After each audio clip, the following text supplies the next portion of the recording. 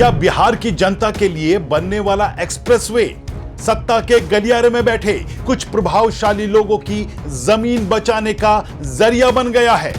क्या सम्राट चौधरी की जीरो टॉलरेंस वाली सरकार में उनके ही डिप्टी मुख्यमंत्री विजय कुमार चौधरी अब ऐसे आरोपों के घेरे में आ गए हैं जो सरकार की साख पर बड़ा सवाल खड़ा कर रहे हैं? क्या पटना पूर्णिया ग्रीनफील्ड एक्सप्रेसवे का रूट सचमुच बदल गया? अगर बदल गया तो किसने किया, और अगर नहीं बदला गया तो फिर समस्तीपुर के सरायरंजन में आखिर 150 परिवार सड़क पर उतरकर विरोध क्यों कर रहे हैं? और सबसे बड़ा सवाल, क्या यह मामला सिर्फ एक एक्सप्रेसवे का है या फिर बिहार की राजनीति में सत्ता, रिश्तेदारी, प्रभाव और विकास मॉडल के टकराव की नई कहानी लिखी जा रही है? नमस्कार, आप देख रहे हैं YBN बिहार झारखंड और मैं हूं दीपक गौड़। आज मुद्दा गर्म के इस एपिसोड में हम बात करेंगे बिहार की उस विकास परियोजना की जिसे राज्य की तस्वीर बदलने वाला प्रोजेक्ट कहा जा रहा था, लेकिन अब वही परियोजना कथित भ्रष्टाचार, राजनीतिक प्रभाव और सत्ता के दुरुपयोग के आंकड़ों के केंद्र में आ गई है। पटना से पूर्णिया को जोड़ने वाला करीब 18,000 करोड़ रुपए का ग्रीनफील्ड एक्सप्रेसवे, जिससे सफर आधा होने का दावा किया गया, आज उसी एक्सप्रेसवे का रूट विवादों में है और आरोप सीधे बिहार के डिप्टी सीएम विजय कुमार चौधरी तक पहुंच रहे हैं। हालांकि विजय कुमार चौधरी इन सभी आरोपों को सिरे से खारिज कर रहे हैं, लेकिन सवाल इसलिए बड़ा है क्योंकि शिकायत केंद्रीय मंत्री नितिन गडकरी तक पहुंच चुकी है। जहां शिकायत सम्राट चौधरी तक पहुंची तो उन्होंने कहा कि हम इस मुद्दे की कड़ाई से जांच कराएंगे। NHAI के अधिकारी से गंभीर मामला बता रहे हैं और स्थानीय लोग इसे अपने अस्तित्व की लड़ाई कह रहे हैं। तो क्या विकास की सड़क पर राजनीति का मोड़ डाल दिया गया है? क्या किसी प्रभावशाली व्यक्ति की जमीन बचाने के लिए एक्सप्रेसवे का रास्ता बदला गया? क्या 150 घरों और हजारों छात्रों का भविष्य दांव पर लगा दिया गया है? और क्या विपक्ष को आखिरकार NDA सरकार को घेरने का नया हथियार मिल गया है? सवाल यह भी उठ रहे हैं कि क्या यह विवाद जदयू की गिरती साख पर एक और बड़ा सवाल बन सकता है? हमारी इस रिपोर्ट को अंत तक जरूर देखिएगा, क्योंकि आज हम आपको बताएंगे कि आखिर सरायरंजन में ऐसा क्या हुआ जिसने बिहार की राजनीति को नई बहस दे दी है। इस रिपोर्ट में हम आगे बढ़े इससे पहले अगर आपने अभी तक हमारे चैनल को सब्सक्राइब नहीं किया तो अभी कर ले और बेल आइकन का बटन दबाना ना भूलें। तो चलिए लौटते अपने वीडियो पर। पूरा मामला समस्तीपुर जिले के सरायरंजन इलाके का है। यहां से पटना पूर्णिया ग्रीनफील्ड एक्सप्रेसवे गुजरने वाला है।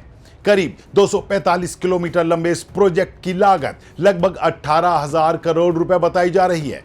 दावा है कि इसके बनने के बाद पटना से पूर्णिया का 8 घंटे का सफर महज 4 घंटे में पूरा होगा। लेकिन अब इसी एक्सप्रेसवे के अलाइनमेंट को लेकर विवाद खड़ा हो गया है।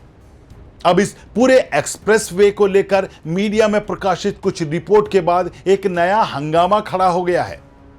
असल में स्थानीय लोगों का आरोप है कि शुरुआत में जो रूट तय किया गया था वह आबादी से दूर, खेती और चौर वाले इलाके से गुजर रहा था, लेकिन बाद में उस रूट को बदल दिया गया और अब नई लाइनिंग की वजह से करीब 150 घर, दर्जनों दुकानें और 65 साल पुराना केदार संत रामाश्रय कॉलेज प्रभावित हो सकता है, जिसमें लगभग 6,000 छात्र पढ़ते हैं।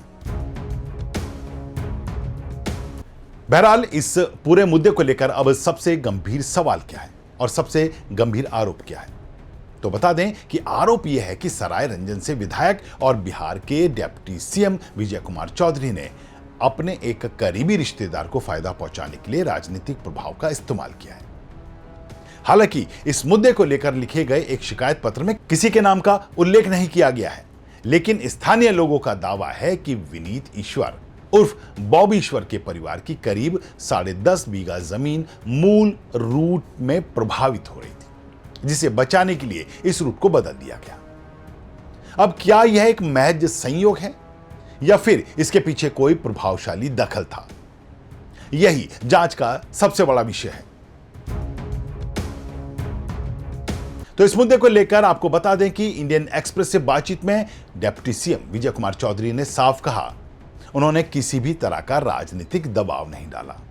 उन्होंने कहा सराय रंजन उनका परिवार है और रूट तय करना एनएचएआई का विषय है। उधर बॉबी ईश्वर ने भी आरोपों को खारिज करते हुए कहा, नए रूट में ही उनकी करीब 6 बीघा जमीन प्रभावित हो रही है।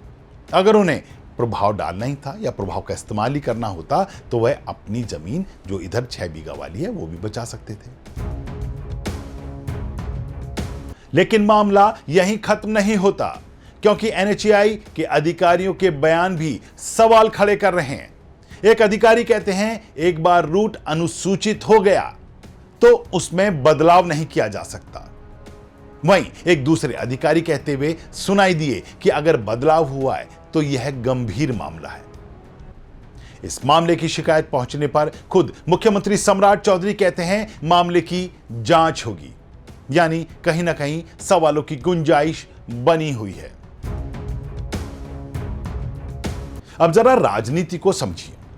ऐसे समय में जब जदयू पहले से कई विवादों में घिरी हो, जब पार्टी के भीतर नेतृत्व को लेकर चर्चाएं चल रही हों, जब विपक्ष लगातार सरकार पर सवाल उठा रहा हो, तब डिप्टी सीएम का इस तरह आरोपों के घेरे में आना, वो भी जेडीयू कोटे से जो डिप्टी सीएम बने, उनका सरकार के लिए असहज स्थिति पैदा कर सकता है।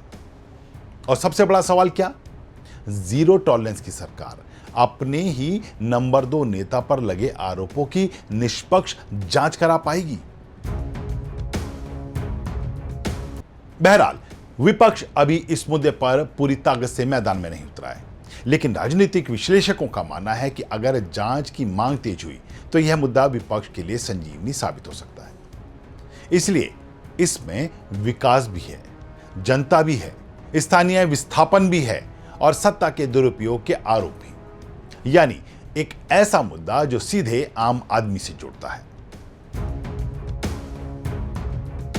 और सोचिए, अगर वास्तव में आबादी बचाने वाला रूट बदलकर आबादी के बीच ले जाया गया तो क्या यह विकास कहलाएगा? अगर नहीं बदला गया तो फिर लोगों में इतना आक्रोश क्यों है? क्या प्रशासन समय रहते भरोसा बहाल कर पाएगा? क्या जांच जनता के सामने रखी जाएगी? और क्या बिहार में विकास परियोजनाओं को लेकर पारदर्शिता की नई बहस शुरू होने वाली है? कुल मिलाकर पटना पूर्णिया ग्रीनफील्ड एक्सप्रेसवे का यह विवाद सिर्फ एक सड़क का विवाद नहीं रह गया है। यह सवाल है विकास बनाम विस्थापन का, सत्ता बनाम जवाबदेही का और जनता बनाम प्रभावशाली लोगों के आरोपों का। एक तरफ सरकार की जीरो टॉलरेंस की नीति है, दूसरी तरफ उसी सरकार के डिप्टी सीएम पर लगे गंभीर आरोप है। एक तरफ विकास का सपना, दूसरी तरफ अपने घर, अपनी दुकान और अपने कॉलेज को बचाने की लड़ाई लड़ते लोग हैं। अब देखना होगा क्या जांच सच सामने लाएगी, क्या आरोप साबित हो पाएंगे, या फिर यह भी बिहार की राजनीति का एक और अधूरा विवाद बनकर रह जाएगा। लेकिन इतना तय है, सराय रंजन से उठी यह चिंगारी आने वाले दिनों में बिहार की राजनीति की बड़ी आग भी बन सकती है। बहरहाल मुद्दा गर्म है कि आज के इस एपिसोड में इतना ही। अगर आपको हमारी ये रिपोर्ट पसंद आई हो तो हमारी इस रिपोर्ट को लाइक कीजिए, शेयर कीजिए और चैनल को सब्सक्राइब करना ना भूलें। फिर मिलेंगे ऐसे एक नए मुद्दे के साथ, तब तक के लिए दीजिए इजाजत। नमस्कार।